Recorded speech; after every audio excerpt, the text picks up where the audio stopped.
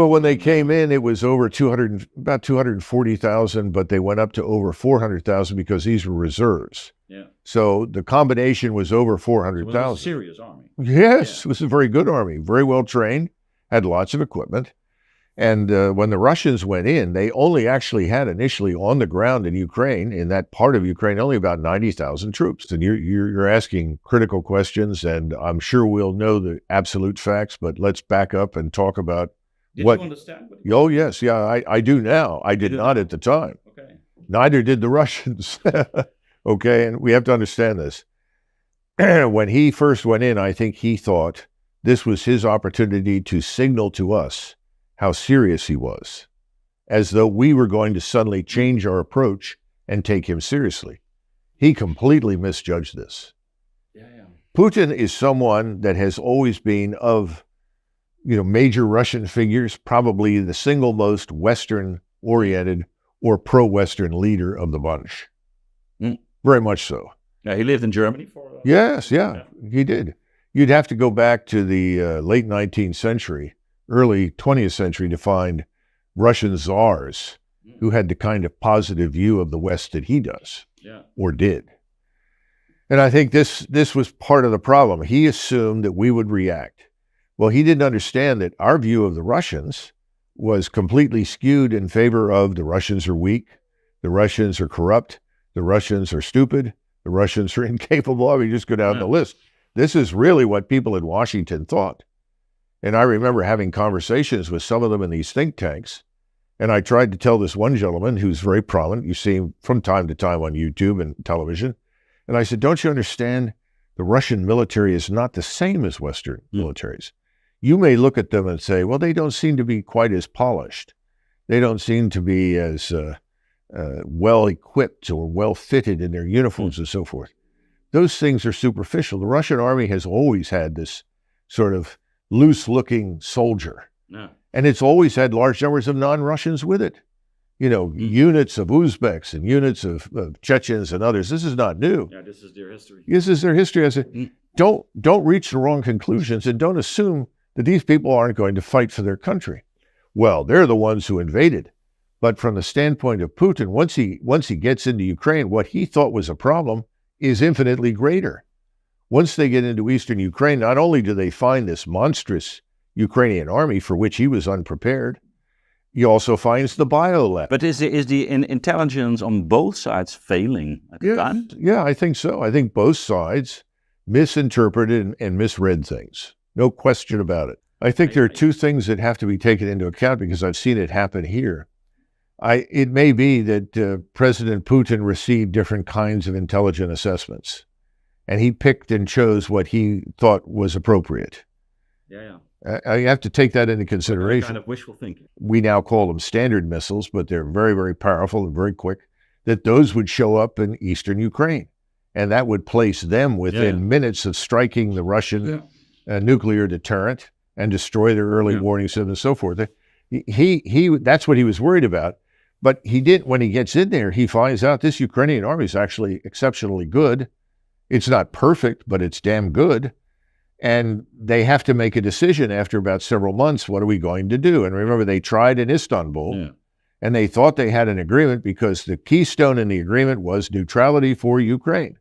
And at that point, he was ready to back out of Ukraine. And that brings up something else that's interesting. When the Russian forces first entered eastern Ukraine, they encountered lots of Russians. Obviously, the people there were Russian. And they said, well, thank God you've come. And then the people said, well, what are you going to do? Well, we're just here to, push the Ukrainians back and then get a deal. And then we'll leave. And the Russian people there said, if you're going to leave, then the Ukrainian secret police will come back and put bullets in all of our heads. So many of them said, the hell with you. We're not going to support you. If you're not here to liberate us and protect us, you're not here to stay. Go home, you know. Literally, these conversations were held. This was reported back to Putin. This is where Putin begins to realize he's dealing with a different animal from what he initially thought. And what he was looking for was something on the Austrian model. Because just as once Austria became neutral and the Russian forces left, there was still a Russian representative on the Austrian Defense Council for many years. And his job was to make sure the Austrians actually carried out, to the fullness of the law, what they'd agreed to. And that's what Putin wanted in Kiev. I want a Russian on the National Defense Council so that they can monitor that you're genuinely neutral. Yeah, but the interesting thing, of course, is how it's going to develop itself, because it became something different. Well, that's right. The great lesson of margin of victory is that whatever you anticipated doesn't turn out to be the case. Yeah. So if you think you're moving in for a brief period of time, or this is going to be a short war, you've probably made a serious mistake. So before you start anything, you need to stand back and look at all the possibilities. Do you think at the time that Putin was aware that in fact he was fighting a war against the West? No. No? No, that's the problem. He thought we were approachable. He thought the people, especially in Berlin, he was shocked when Scholz shows up and spews this nonsense. It was a case of cognitive dissonance, as we say in English. He couldn't reconcile what the man was saying with reality. He said, Scholz has joined this. Berlin is now in this camp that is violently anti-Russian. And we have no reason for the Germans to hate us. We've gotten along with the Germans. It's just sort of, what is going on? He couldn't believe it. I think the problem there has always been his association with the KGB. The assumption is that he's another NKVD thug like Yagoda in Ukraine. And that was absolutely not the case. The other thing is, and I had time when I was in graduate school to meet with defectors, many of whom were KGB agents or GRU people. And what you found from them was that they had traveled extensively outside of the Soviet Union. Yeah. They knew more about the West and had a very different view. So they broadened their mind. And that was the case with Putin. He had lived outside the country. He'd gotten to know Germany very well, liked the Germans, got along with the Germans. Yeah. And he began to see the West as a potential partner. Remember, he raised the issue of could Russia join NATO? Yeah, was this a serious proposal? I think it was very serious on his part. I think he was looking for an opportunity to integrate Russia into the West. But he's always had people around him saying, Vladimir, you don't understand. Yeah. They hate us. It doesn't matter what you do. And it's always interesting to me that people are so anxious to attack Putin when he is probably the best possible representative of Western interests in Moscow of anybody that exists. Yeah, yeah. Everyone else was completely unsurprised by what we did. They have no idea what they're talking about, but that's not new. We never understood Vietnam. Yeah. We intervened in a civil war. We murdered the only man. We assassinated the only man that could hold the country together. His name was Diem. We created catastrophe.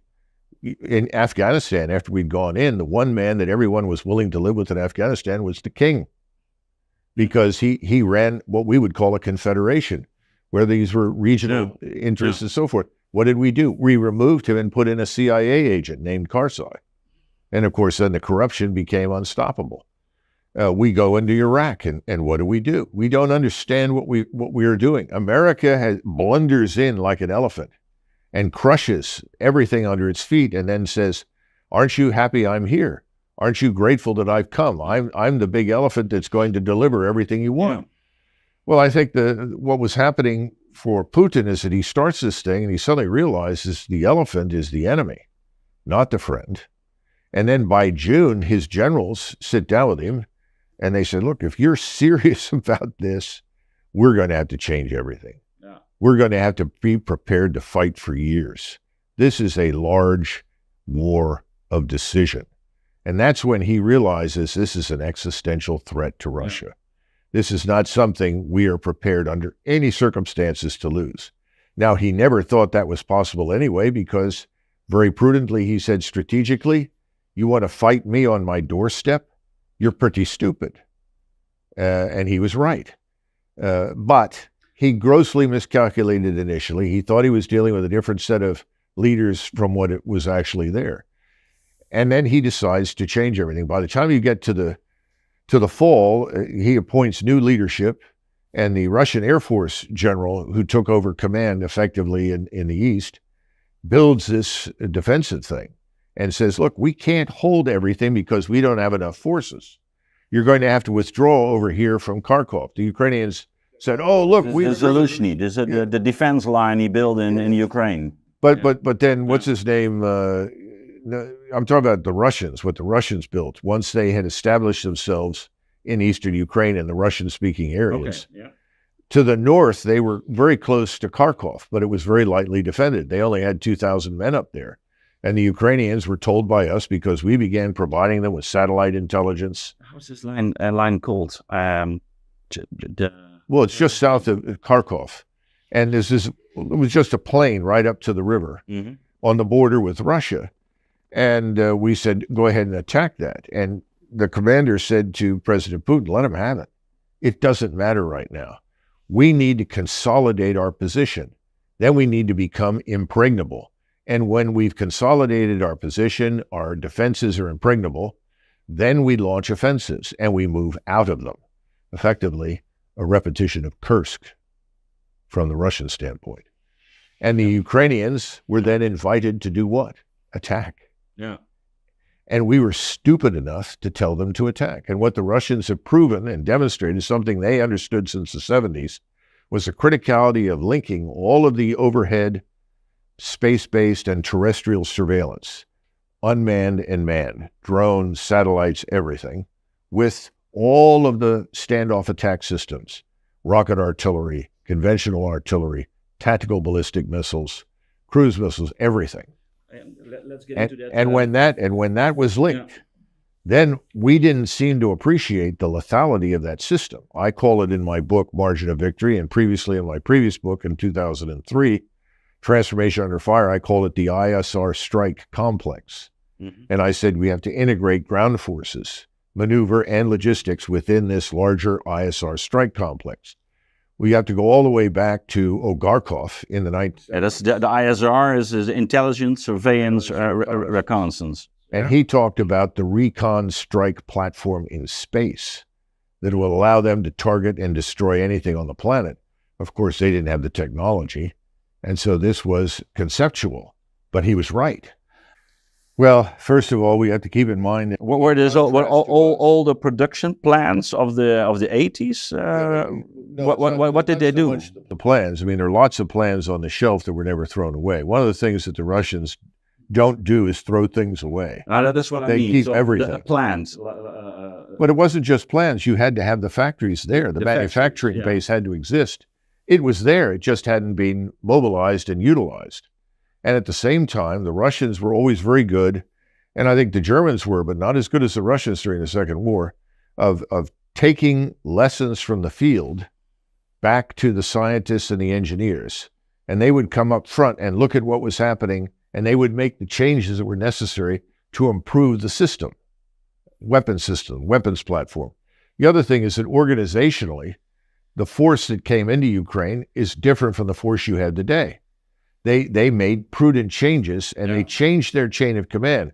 We have the same structure in NATO that we had in 1944-45, with all these echelons of command and control. Slows down the decision-making process. It's very hard to maneuver and manipulate. One of the things I pointed out in the book was that Eisenhower, as Supreme Commander, had to fight with U.S. and British Air Force officers to get them to bomb certain things that were vital to the success of the Normandy invasion. Because their attitude was, it doesn't matter what you do, we're winning the war by flattening Germany.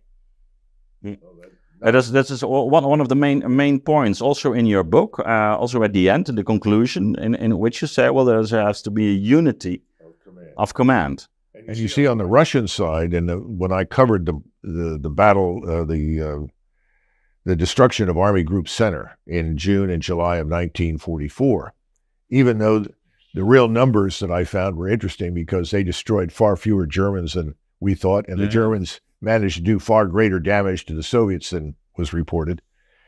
And the funny thing was that I discovered that the Germans had sent over 100,000 men on leave because they knew exactly where the Russians were coming. Oh, this Macgregor, forget it. It didn't work. The German soldiers in the field and the commanders in the field knew exactly what was coming, and Hitler refused to change dispositions. So they said, well, what's the point of losing you know, hundreds of thousands. So they sent 100,000 on leave. So in the day of the attack, there are 110,000 German soldiers facing 1 million. That's it.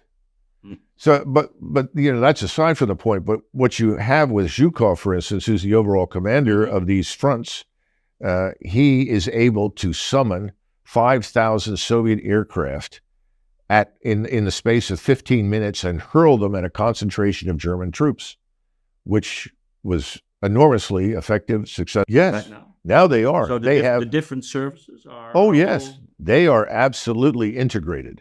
And they are responsive. There is one man at every level who commands everything. Commands everything. Yeah. In other words, it's your level, whatever it is. Yeah. It may be 15,000, 20,000, 80,000, whatever it turns out to be. He commands everything, all the air forces. And here's a good example. Well, I think it's a question in the Russian case. First of all, historically, unity of command is something the Russians have always practiced. Okay. If the man who's the supreme commander says do it, everybody does it. We have no history of that.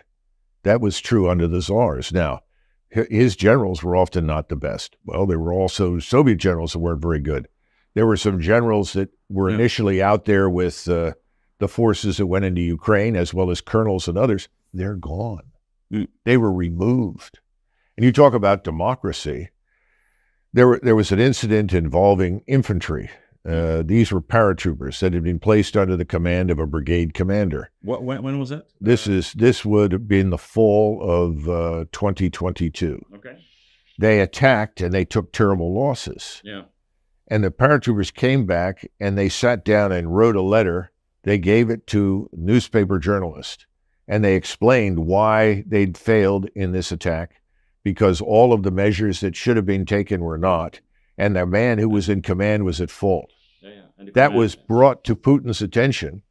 Putin went to the front, removed him. And that's been going on over there. Now, some Russians would complain and say they haven't removed enough. I've heard Russians say that. But the truth is, Putin has done those things. And you now have a force that has very few weak links. It's similar to the quality of the German force that invaded Russia. After Poland and the Low Countries, all the weak, mediocre officers were gone. They were removed. And the best people were in the right jobs. That's what Putin now has in his force in Ukraine. But to go back to this instantaneous link, I went in and received a presentation from some people that I cannot name, but they're here in the United States. And they showed me where there was a request to launch a cruise missile at a building. And this was in, let's just say, north central Ukraine, in a city, because the Ukrainians had placed crew-served weapons, that is, missiles and artillery into this building. They couldn't get at it from the ground. They couldn't strike it effectively. And so within 10 minutes, a cruise missile was launched from the Black Sea Fleet of effort, and also commonality of communications and understanding. People understand across these service lines. We don't have that. We do sometimes at the lowest level, because the people down there who are doing the fighting, they have to do that. It's this upper levels where you have the problem. For many, many years, there was an old phrase, give the unit artillery and you've made the unit independent. In other words, if you had an infantry or cavalry force in the old days and you provided them with artillery, they could now go out and operate on their own, because as long as they were supplied with artillery, they could prepare the battlefield, attack targets, and then envelop or flank or whatever. Today, you give them unmanned systems at the lowest level, you've made them independent, because that unmanned system can provide instantaneous information. Let's say you are an infantry squad, maybe you have some armor with you. You can now see kilometers in front of you. You have a picture of everything right away. Now, some of that will come from above, but most of it's your own. You can now act on your own information immediately, because it's not just surveillance. You have to be able to act on it. We have this thing we call intelligence. Well, intelligence is information that's being analyzed and refined, but that takes time. So the first comes surveillance. That gives you the information. But at different levels, people can act on that and make it intelligence before it reaches the top. And we've done everything we can at our level, and we can't fix the problem. Therefore, it goes up to be fixed. Someone at the next level who is a targeteer, someone who targets, matches weapons against targets, says, good, we got a cruise missile ready to go. And it goes instantly. For us, before anything can happen, it all has to be approved at multiple levels. But that's the way that this Russian colonel can deal with it. Yes, absolutely. A lieutenant colonel can deal with it.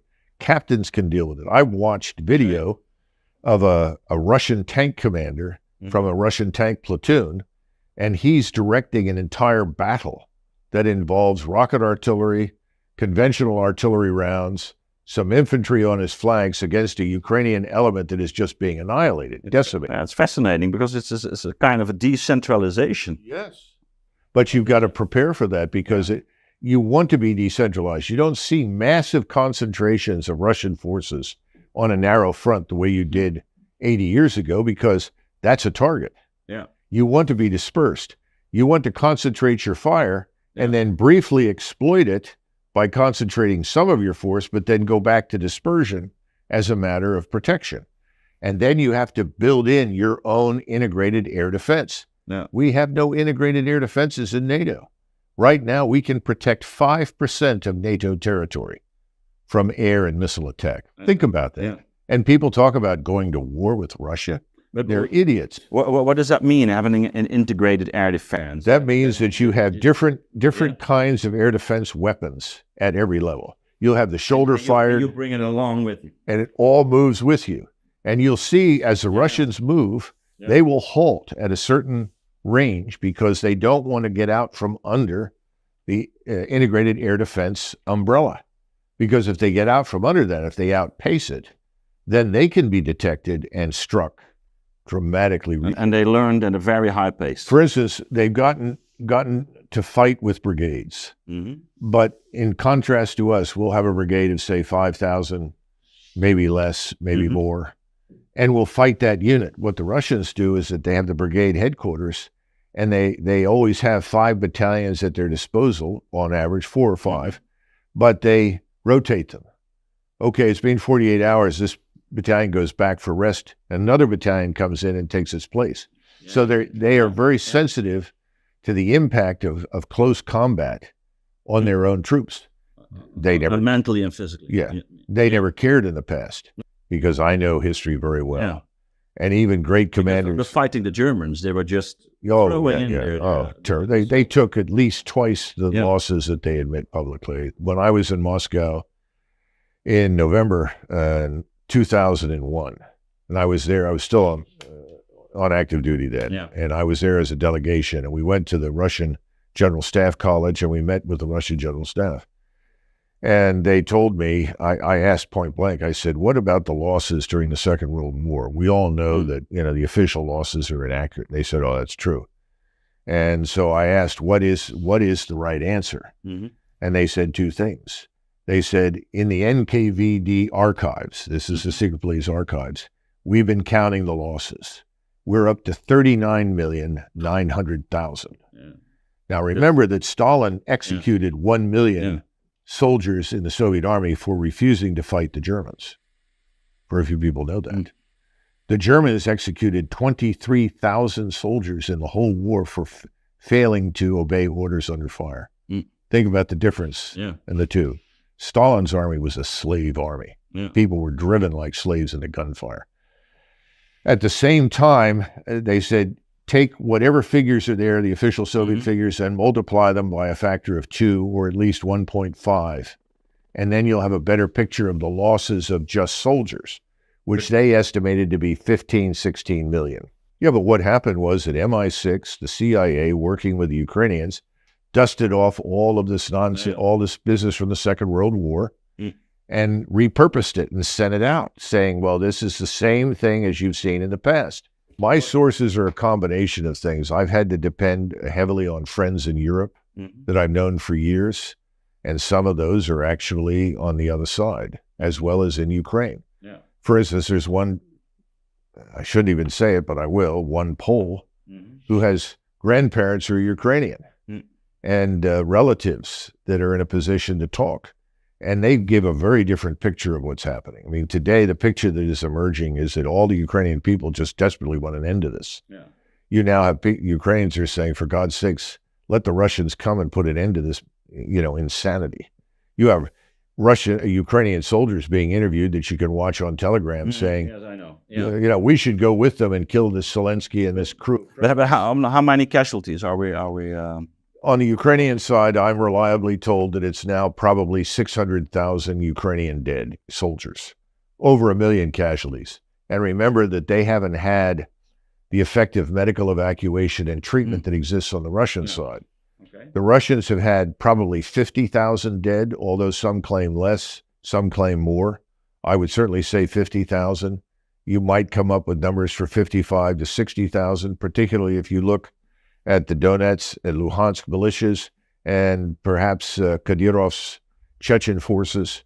It might go to 60, 63,000. But that's one of the story. Yeah, but we're the ones, we in the West, that have been urging them to go forward. If you go and look at some of these television generals on the U.S. side, as I call them, people like Petraeus and Keane and others, and they say, oh, I think the Ukrainians are really super prepared for this. They're well-trained. They have just the right equipment. I know they're going to break through these defenses. And then they try to talk about how to break through the defenses. They don't know what they're talking about. Because the Russians have built defenses in depth that are linked to all the surveillance. The Ukrainian... They didn't even reach the Slovakian lines. And the Ukrainians say, as soon as I stick my head out of the foxhole, I'm under attack. There's a drone up there. So it's a layered operation terrestrially as well as in space. In other words, you've got it at every level. And again, it's not enough to see it. You have to be able to attack. And the Russians have mastered the links. And one of the reasons for that is that Putin says, if I cross the river right now, which he could easily do that, they'll say, see, he wants to conquer Eastern Europe. And he says, we've never been interested in that. We have no interest in that. That's not what we want. Yeah. No, but there's a big chance he's going for Odessa, isn't it? Oh, Odessa's historically, and what I see happening right now is this forces up near Kharkov are acting like a magnet for the Ukrainians. Yes. They're pulling forces from other places and putting them there because there's weakening them in the south. And they said the Russians are going for Kiev, which they may yet do before this is over. But right now, that's not the goal. The goal is to get the Ukrainian forces up there for two reasons. Number one, you're weakening the south, which makes it much easier to cross down there and seize Odessa. And secondly, you're killing what's left that can fight. Vast numbers of units have simply refused to attack. And I don't blame them. Why would you do it? I mean, the French army rebelled in 1917. They were tired of dying. In other words, they're committing suicide. Yeah, that's exactly. It's a suicidal war. Yeah, and Zorovikin invited them to do it. And that's where they've taken most of their losses against his defense, just as the Germans were stupid and took the bait at Kursk. There were big debates. The Russian deputy chief of staff of the Russian general staff, and I cover this in the book, he was a tremendous Russian patriot. His father had been a colonel in the Tsar's army. And he planned Kursk in great detail. He set up defenses. And he went in to see Stalin, and he had on one side Zhukov, and I think on the other Sokolovsky, or I can't remember. The book covers this. And I found it fascinating because Stalin, of course, was just like Hitler. Attack, attack, attack. And the deputy chief of staff said something to Stalin that no one ever said. No, sir. He said, what? We can't win this war without attacking. He said, no, sir, we will lose the war if we attack, because at that point in 1943, what could the Germans do brilliantly? Maneuver. That's something Russians still hadn't learned yet. He said, no. He said, this is my plan. And he described it and said, the Germans can't resist attacking us. Let them expend themselves on this impregnable Kursk salient. And once they've expended themselves, then we can go on the offensive. And Stalin got up and walked around and wasn't happy. And the two generals, marshals, were shaking. They were so concerned. So I'm told. And he came back, he said, all right, but you know what this means. And everybody did. If this fails, you'll be shot. It worked. Yeah. And Surovikin is not dealing with Stalin. Yeah. Surovikin made it work. Now, he was then shipped out for other kinds of reasons because of turmoil. Remember, this man who died in a plane crash, I can't remember his name, Prigozhin. Oh, yeah, Prigozhin. Yeah, when Prigozhin talked about what he thought was wrong in the high command of the Russian military, he was not wrong. He was very critical of a lot of things. But it was not the sort of thing one should do publicly. And certainly you don't lead some sort of crusade back to Moscow to see the Tsar. That's outrageous, which is effectively what he did. But Putin acted and did remove people and change things. And you had just very recently, you had more people removed. You had 3 general officers in various positions and one on the deputy chief of the general staff for logistics, all on corruption charges. You know, a lot of people don't understand how much time both Putin and Xi spend on corruption. It's a problem. So they've cleaned a lot up, and the Russian army now is probably better than it's been certainly in 50, 60 years. Maybe better than it ever was. We don't know. But the point is that it's an existential war for Russia. They understand that now. The West is out to destroy them. They listened to Biden say that in March in Poland, that Putin is evil. We have to have regime change. And when Biden was asked, his handlers, I guess, had given him this answer. He says there could be no agreement on the current lines. There is no compromise with evil. You know, is this foolish ideology? Everyone who disagrees with us is evil and must die. This is sort of stupidity in Washington, D.C. Well, Paul Kennedy, in his book, The Rise and Fall of the Great Powers, talks about a lot of these issues, that what brings down great powers. Most of it is internal and suicidal as opposed to any great failure in war. And the United States, in particular, in the aftermath of 1991's Desert Storm, was intoxicated with its sense of absolute supremacy. Now, when I say the United States, I'm talking about people in Washington. The average American was just happy that we were successful. A lot of people took the position we've now erased the stain on our honor from Vietnam. You know, we put this behind us. We're back on a good track now. And unfortunately, everybody talked about what they said was a benefit of downsizing the military, that we would have this big capital gain that would allow us to devote ourselves to other things and so forth. Well, it really didn't happen. We came to certain wrong conclusions. We faced an adversary who was formidable on paper, but really wasn't as capable as a Russian or a Turkish or a Japanese or Chinese enemy. We became full of ourselves, and we decided that whatever we'd done was right. And instead of looking at this as an opportunity to make profound change in new directions, we kept everything as it was. We just downsized the militaries so they became antiquated versions of what we think won the war, which was, after all, another manifestation of a World War II style force structure. So militarily, there was stagnation after that. We spent a lot of money because we were enamored of push-button success. We began to think of wars, once again, not reflecting on the flesh and blood, the human dimension, but we began thinking in terms of, well, how much money do we need to buy the new missile? The new missile is our new wonder weapon, you know, delivered by the Air Force or the Navy or something else. And there were very few of us that actually saw action against an enemy that fought back. In many cases, the enemy just gave up and walked. This led to certain false assumptions. First of all, they forgot the human dimension to combat. They didn't understand what had happened and whom they'd fought. This probably had more in common with the wars that the British and the French fought in their colonies before World War I. And, of course, they were very pleased with themselves. And they were so pleased with themselves that they began to fantasize that they could take on the Germans. And, of course, the Imperial German Army was very different from the Sudanese tribesmen, the Zulus, or the Pashtun tribesmen up in northwest India, or the Berbers and the Rifs, and so forth. Big mistake, and we know how that turned out. Millions of people died. It was a disaster, and once again, we intervened, and as a result, the French and the British came out of it with their empires, which is all they cared about in the final analysis, but it didn't achieve much. 1991 was another great achievement, but instead of saying, look, that's good, that's fine, we don't need to meddle in the rest of the world. We just need to do business with the rest of the world, which is the traditional American viewpoint. Yeah. After World War I and even after World War II, we dramatically downsized our militaries, and we were trying to pursue good relations with everybody.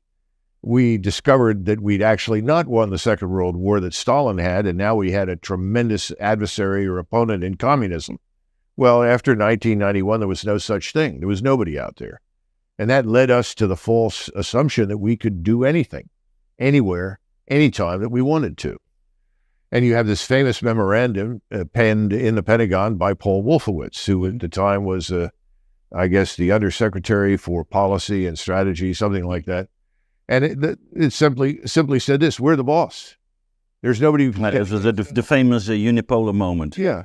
And we can use our military as we see fit, and we can rectify everything. Of course, he was focused on like Athens in the Mediterranean at the time. Yeah, exactly. Yeah. We forgot, though, we're preeminently what? A maritime power. We're not a continental power. There's a big difference. Continental powers have historically been very good at fighting long, hard wars. Maritime powers don't do that very well because we're primarily naval. And today it's naval and air. And we've got a very small army at this point.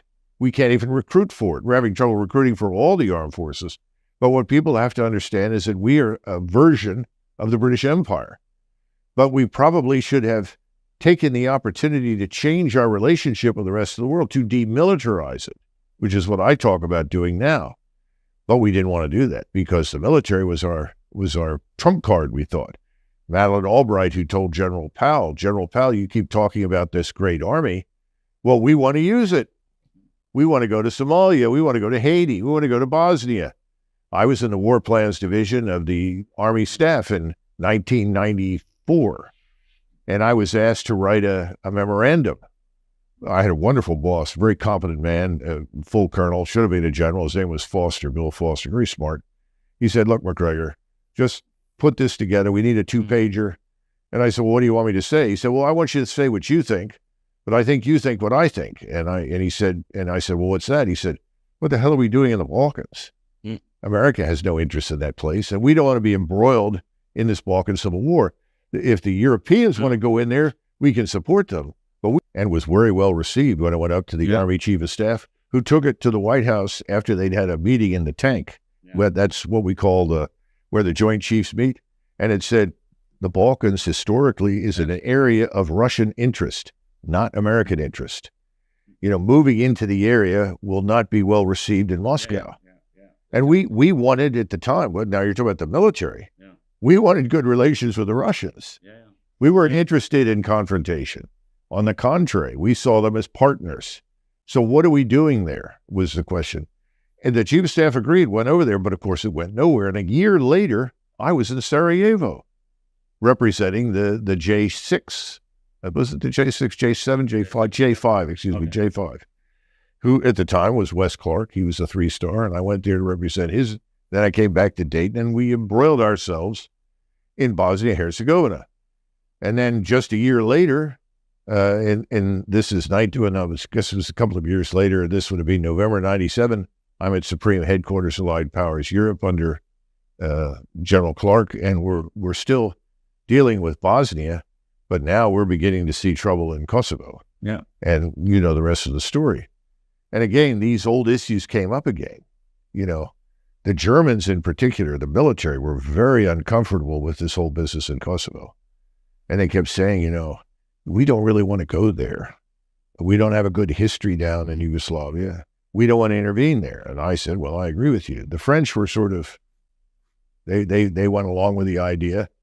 Yeah. Other Europeans, the further away you got from the Balkans, the more enthusiastic people were. So the Italians and the Greeks said, have you lost your minds? What are you doing? The Italian defense minister made a comment.